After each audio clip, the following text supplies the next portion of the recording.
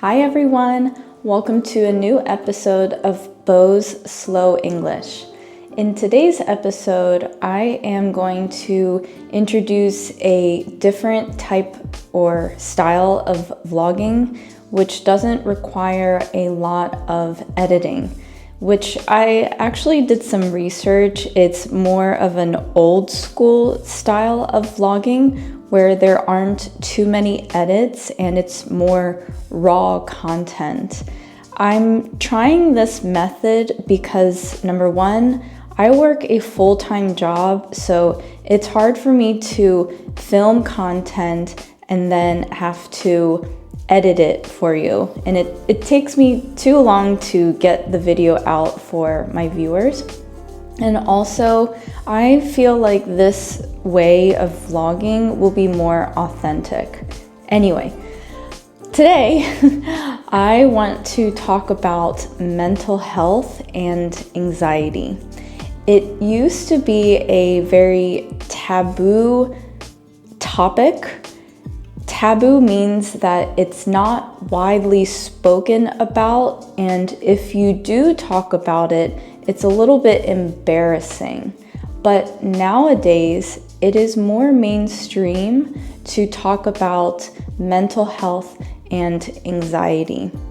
And for those of you who don't know what anxiety is, and I'm not a doctor, my definition is when you don't have control over your body and mind because there's so much stress and nervousness, and it really affects your everyday life. Sometimes it's situational, meaning something might happen and you get anxiety from that, or physiologically, meaning in your body is just used to being in an anxious mode. And I was like that up until recently, actually, for a very, very long time. I really want to know if in your country, because I have viewers from all around the world, do you openly talk about mental health and anxiety the way that Americans do? If you do or you don't, I would love to know. Let me know in the comments.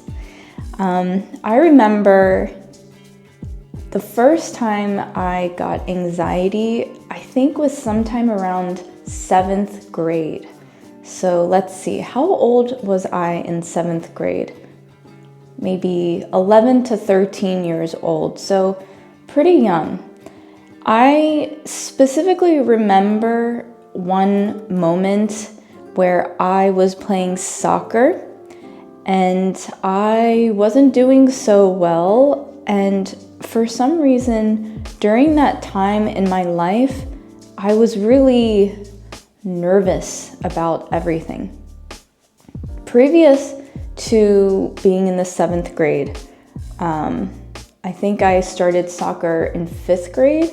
So around 5th grade, I was more confident in myself, and when I did play soccer, I did really well because I didn't have fear in the forefront of my mind, and I could just continue my activities and be joyful. So then 7th grade came along and I was on the soccer field, and I remember I think I didn't pass the ball well. I forget exactly what happened, but it was a really sad time, I think, for me to go through that. And then from that point on, I had experienced that feeling of, oh, like I'm always on edge.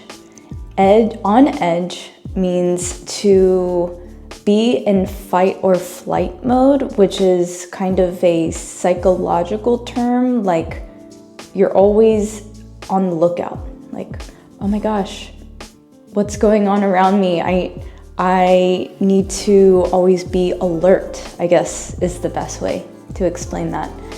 I think also around that time is when I started comparing myself to other people. I think that's just natural when you're young, and doesn't matter if you're a boy or girl, but you're surrounded by peers. And personally, I'm someone who wants to do a good job, and I think that from a young age I developed a little bit of perfectionism, which did not help with my anxiety. So as I was getting older, I am now 36, let's say in my 20s, my anxiety would come and go. But I think when it would come, it was at its peak, which is not good. But also during that time in my 20s, I had resources available where I can figure out in a natural way how I can overcome anxiety. I did some research on meditation. I really got into yoga practice. That way I can focus on my breathing. I started to separate myself from people who were negative. I just always had a strong energetic field around me that I was aware of, and I had to cut ties with some people who were not helping me become the better version of myself. I actually started yoga before I could drive. In the United States, you're able to get your driver's license at age 16. So I remember going to my first yoga class with my best friend and her mom, maybe when I was 14 or 15. So from then until now, I have been practicing yoga, but I was much more serious about it starting in my 20s. So much so that I started going to yoga retreats, and I went to 3 yoga retreats. The first one was in Costa Rica. The second one was in Peru, and then the third one was in India.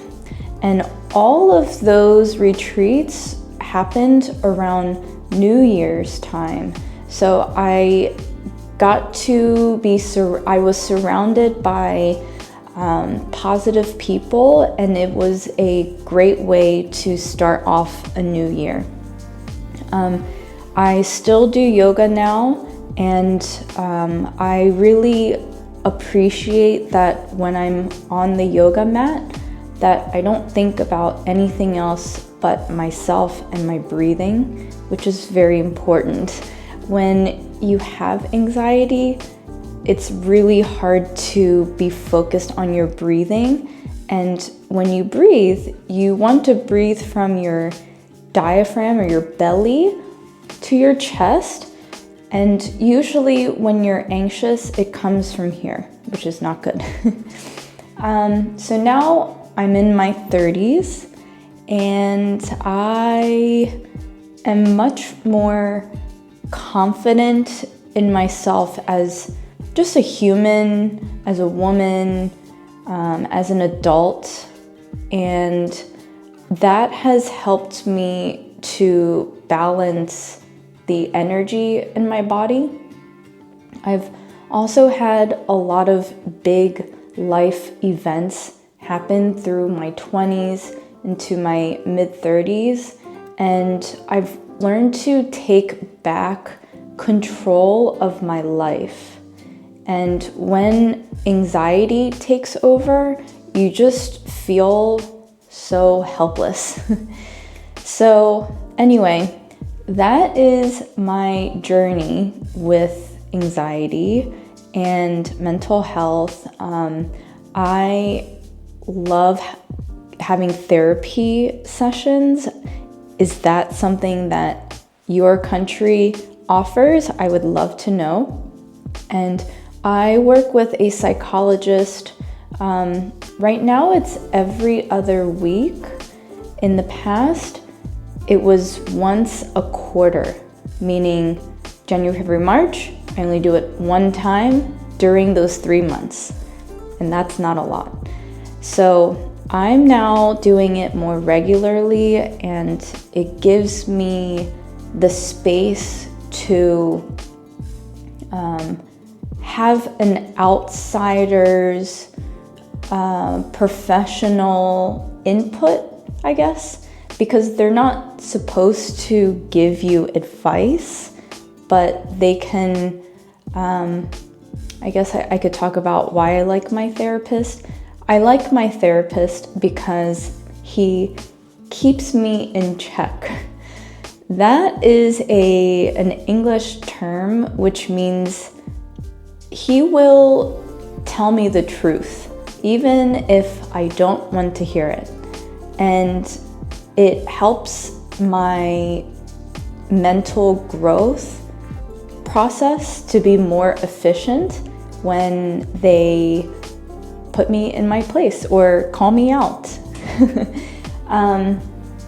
So yeah, I would love to know how you feel about this topic, and if this is something that you deal with, I hope that you can find some resources in your country, in your city, that can help you, because I know how debilitating, which means it hinders you from being able to enjoy your life.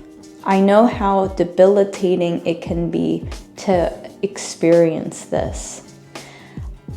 Anyway, that's it. So I was able to talk for almost 13 minutes. Again, I just wanted to try this style of vlogging, which is a more old school way of vlogging, so that way I can be more authentic with you and help to also get some videos out so that you can keep learning. I hope you enjoyed this. Please don't forget to like and subscribe, and feel free to leave a comment with anything at all. Feedback on this video style, feedback on your journey with mental health and anxiety if you feel comfortable. And I thank you for watching. Thank you. Bye.